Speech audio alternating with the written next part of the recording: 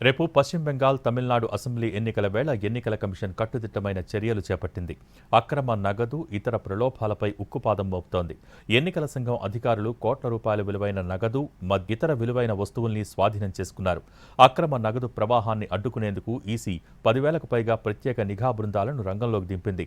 రాష్ట్రంలో ఎన్నికల ప్రవర్తనా నియమావళి అమల్లో భాగంగా ఇలాంటి అక్రమాలను నిరోధించడానికి ఈసీ కఠిన చర్యలు చేపడుతోంది.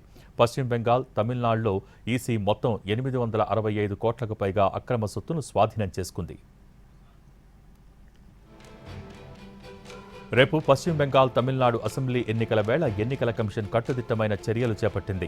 అక్రమ నగదు, ఇతర ప్రలోభాలపై ఉక్కుపాదం మోపుతోంది.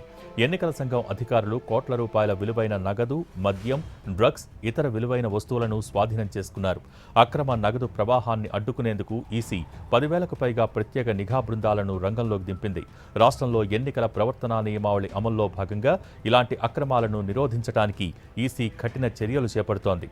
పశ్చిమ బెంగాల్, తమిళనాడులో ఈసీ మొత్తం 865 కోట్లకు పైగా అక్రమ సొత్తును స్వాధీనం చేసుకుంది.